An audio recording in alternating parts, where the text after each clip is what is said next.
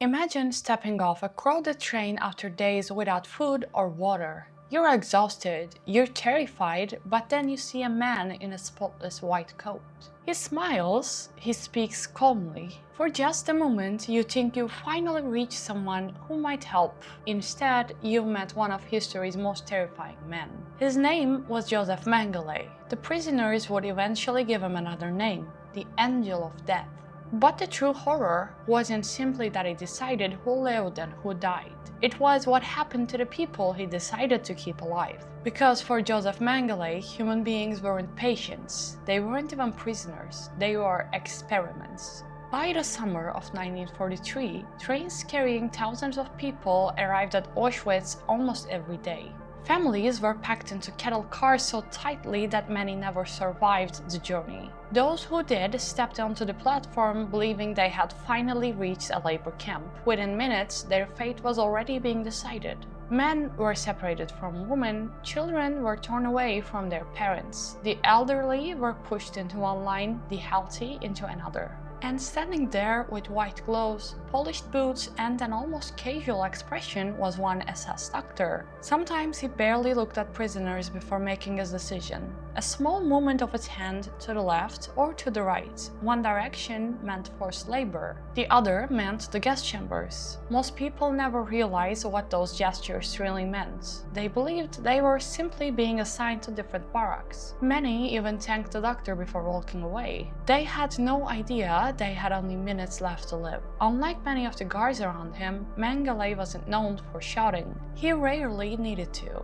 Witnesses often described him as calm, well-dressed, polite, almost charming. That contrast made him even more frightening, because after calmly selecting thousands of people for death, he could just as easily whistle a tune while walking back through the camp. To him, it was simply another day's work, but there was one group of prisoners who instantly caught his attention: twins. If a child was discovered to have a twin sibling, everything changed. The pair would often be pulled out of the line immediately. For them, avoiding the gas chamber wasn't a rescue. It was the beginning of something far worse. Long before he arrived at Auschwitz, Mengele had become obsessed with one question: could science create a stronger, more perfect human race? Born in Bavaria, Germany in 1911, Mengele grew up in a wealthy family whose agricultural machinery business made them successful long before the Second World War. He wasn't uneducated. He studied medicine, anthropology, and human genetics, earning doctorates that impressed many of his professors. To colleagues, he appeared ambitious, intelligent, disciplined, someone with a promising academic future.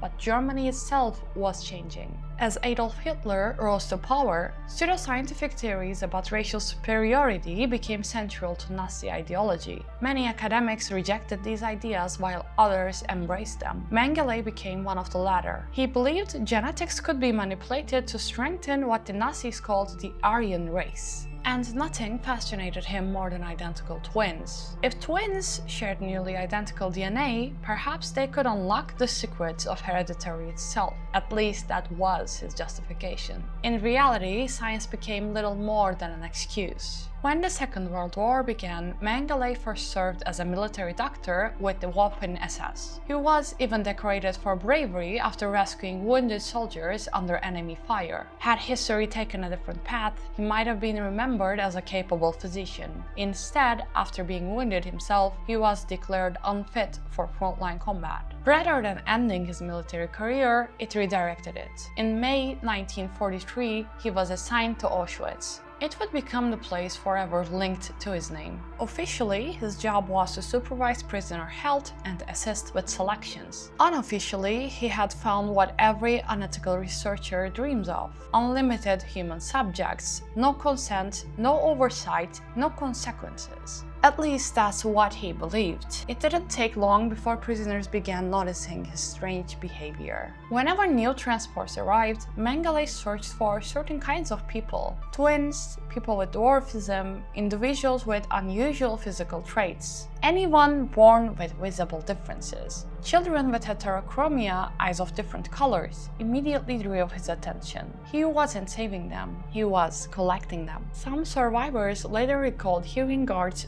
shout a single word across the platform: Zwillinge, twins. Parents quickly learned what that meant. Some desperately tried to hide the fact that their children were twins. Others denied it entirely, but if the truth was discovered, the children were taken away immediately.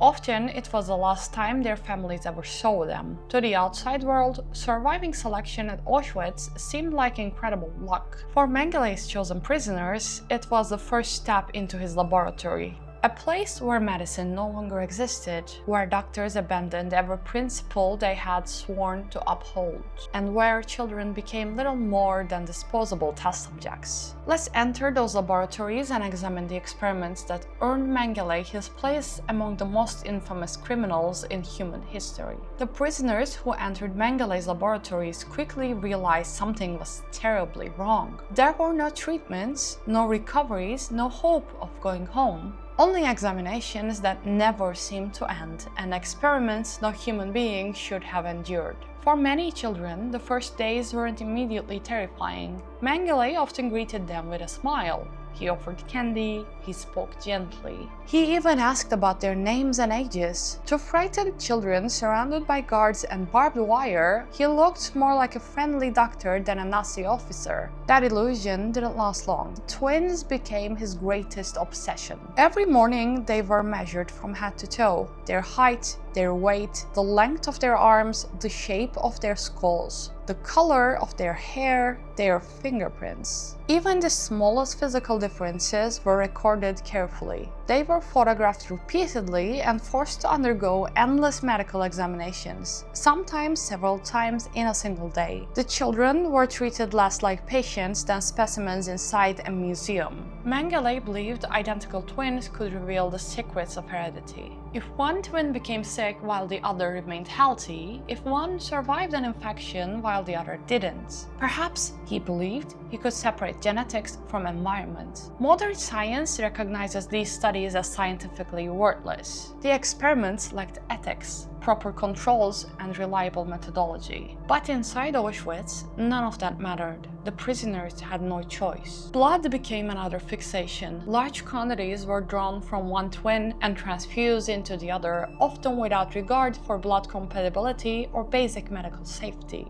Children frequently became dangerously weak after repeated blood loss. Others developed severe infections. When one twin contracted a disease, the other was sometimes deliberately infected as well. Typhus, tuberculosis, various bacterial infections. The goal wasn't treatment, it was an observation. Mengele wanted to watch how identical bodies responded under identical suffering. The children weren't expected to recover. Their pain was simply another set of results to record. Then there were the surgeries. Many survivors later recalled operations performed without anesthesia. Limbs were cut open, organs were examined, bones were exposed. Some children awoke while procedures were still underway. Their screams echoed through the barracks. Those who survived often carried permanent disabilities for the rest of their lives. Others never left the operating table. Perhaps no feature fascinated Mengele more than human eyes. He became obsessed with the possibility of changing eye color.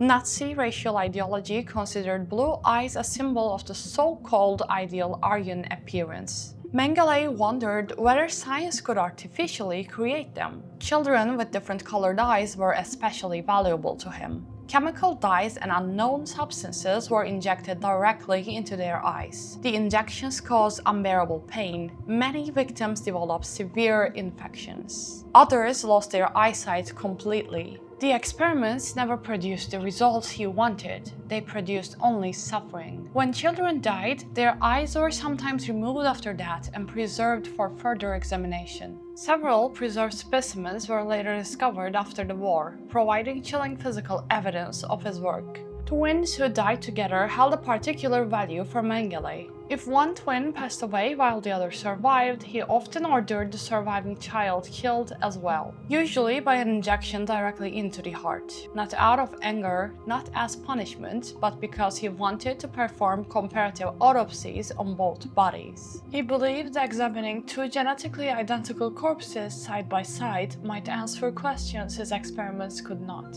Even in death, The children were denied dignity. Their bodies became research material. The twins weren't his only victims. Mengele sought out anyone whose appearance differed from what he considered normal. People with dwarfism became regular targets. Entire families were imprisoned together because several members shared the same condition. One of the most well-known was the Auschwitz family, a troupe of Jewish performers from Transylvania. Their unusual genetics fascinated Mengele. Unlike many prisoners who were murdered immediately, the family was kept alive, not out of compassion, but because they offered a rare opportunity for repeated experimentation. They endured endless blood tests, bone marrow extractions, dental procedures, X-rays, gynecological examinations, and invasive physical measurements. Some later recalled being stripped naked in front of groups of doctors for hours at a time, while every inch of their bodies was documented. Their survival remains extraordinary. Most of Mengele's research subjects were never that fortunate. Children born with physical disabilities faced an equally grim fate. Some had additional fingers or toes. Others had curved spines, congenital disorders, or unusual facial features. To Mengele, each represented another opportunity to investigate what Nazi ideology falsely labeled as genetic defects. Many underwent surgeries that served no medical purpose whatsoever.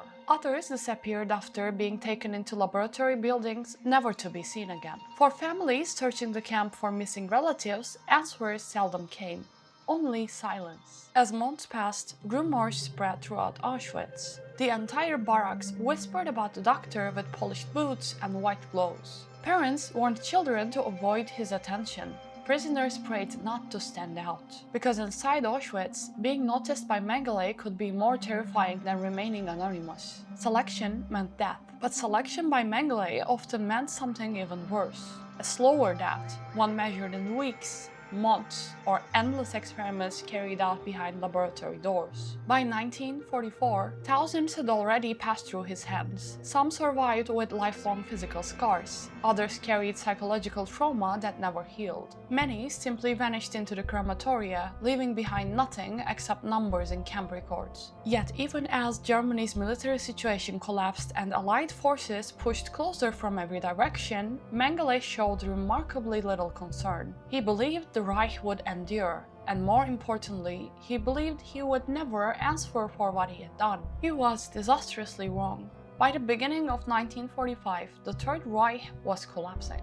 The Soviet army was advancing rapidly from the east. Cities were falling, German forces were retreating. And for the first time in years, the men who had ruled Auschwitz realized they might soon have to answer for what had happened behind its fences. As Soviet troops approached, the SS began destroying evidence. Documents were burned, buildings were demolished. Prisoners were forced onto brutal death marches through the freezing winter, where thousands died from exhaustion, starvation, or execution along the roadside. Mengele didn't stay to face the consequences. He packed his research notes, abandoned Auschwitz, and disappeared into the chaos of a collapsing Germany. For the families of his victims, justice seemed inevitable. Surely one of history's most notorious war criminals would be captured. But that isn't what happened. When Germany surrendered in May 1945, Allied forces arrested thousands of former SS members. Mengele himself was briefly detained by American troops, yet they didn't realize who he was. He wasn't carrying the distinctive SS blood group tattoo that many officers had. He had been traveling under his real name, but without attracting suspicion, and his name wasn't yet on the Allies' highest priority wanted lists. Without recognizing the man standing before them, they released him. It was one of the worst missed opportunities in the post-war era. Over the next several years, Mengele worked as a farm laborer in Germany while quietly avoiding investigators. Then, in 1949, with the help of a network of former Nazis and sympathizers, often referred to as the Red Lines, he escaped Europe entirely. His destination was Argentina. At the time, Argentina had become a refuge for numerous former Nazis. Under President Juan Perón, the country accepted thousands of European immigrants, including many whose wartime pasts were never thoroughly investigated. For years, Mengele lived there with surprising freedom. He used aliases, but he wasn't always hiding in the way people often imagine. He attended social gatherings. He maintained contact with his family in Germany. Financial support from the Mengele family business helped sustain him for decades. Some witnesses even claimed he occasionally used his real surname among people he trusted. The man responsible for unimaginable suffering had simply started a new life. Meanwhile, the world was beginning to understand what had happened inside Auschwitz. As survivors shared their stories, the scale of Nazi atrocities became impossible to ignore. Doctors who had participated in medical crimes were prosecuted during the Nuremberg doctors' trial. The proceedings helped establish one of the foundations of modern medical ethics. The message was clear. No scientific ambition, no military order, no political ideology could ever justify experimenting on unwilling human beings. The trial ultimately led to the creation of the Nuremberg Code, a landmark set of ethical principles, emphasizing voluntary consent and the protection of research participants. Principles that continue to influence medical research today. Mengele, however, was nowhere in the courtroom. As years passed, his name became one of the world's most wanted. West Germany launched investigations. Interpol issued notices. Governments across multiple continents searched for him. Most famously, Israel's intelligence agency, Mossad, devoted significant resources to locating high-ranking Nazi fugitives. After capturing Adolf Eichmann in Argentina in 1960 and bringing him to trial in Jerusalem, many believed Mengele would soon be next. But he had already slipped away. Warned that investigators were closing in, Mengele fled first to Paraguay and later to Brazil, moving between remote farms and safe houses owned by sympathizers. With every passing year, the trail grew colder. False sightings poured in from around the world. People claimed they had seen him in Egypt, in Chile, in the Middle East, even back in Germany. Most reports turned out to be nothing more than rumors, yet every lead had to be investigated. The hunt became one of the longest and most expensive manhunts in modern history. Ironically, the man who had spent his life deciding the fate of others died in an entirely ordinary way. In February 1979, while swimming off Bertioga Beach in Brazil, Mengele suffered a stroke. Unable to stay afloat, he drowned. He was 70 years old. No courtroom, no public confession, no sentence. For years afterward, investigators weren't even certain he was dead. He had been buried under the false name Wolfgang Gerhard, allowing uncertainty and conspiracy theories to flourish. It wasn't until 1985 that investigators uncovered the grave. Still, questions remained. Finally, in 1992, DNA testing confirmed what many had suspected. The remains were, in fact, Mengele's. History's most infamous fugitive doctor had escaped justice for more than 3 decades. For the survivors, however, confirmation brought little comfort. No forensic tests could erase the memories they carried. Many of the twins who lived through Mengele's experiments spent the rest of their lives dealing with chronic pain, infertility, disabilities, and psychological trauma. Some never discovered exactly what had been done to them. Others searched for decades to learn what had happened to siblings who never returned from the laboratories. One of the most well-known survivors, Eva Moses-Kor, dedicated much of her life to educating future generations about Auschwitz. She spoke publicly about the experiments, ensuring that the stories of the children who couldn't survive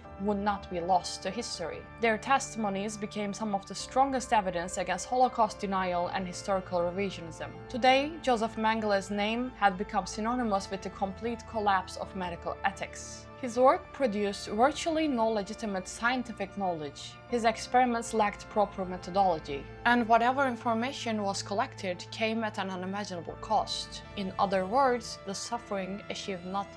His legacy serves as a permanent reminder of what happens when science abandons humanity. Knowledge without ethics becomes cruelty. Authority without accountability becomes tyranny. And a doctor who stops seeing people as human beings can become something far more dangerous than any soldier. Millions of people were murdered during the Holocaust. Josef Mengele was responsible for only a fraction of those deaths. Yet his name remains one of the most feared, not because he commanded the largest armies, not because he held the highest rank, but because he transformed one of humanity's most trusted professions into an instrument of terror. The image of a doctor in a clean white coat is supposed to represent healing. At Auschwitz, it became a symbol of fear. For countless children stepping off those trains, the worst thing they could have heard wasn't a shouted command from a guard. It was a calm voice saying, "Twins, step forward." Thank you for watching. If you found this story informative, consider subscribing for more documentaries covering history's darkest chapters, forgotten crimes, and the people behind them. Because sometimes the most horrifying stories aren't fiction, they really happened, and remembering them is one of the only ways to ensure they are never repeated.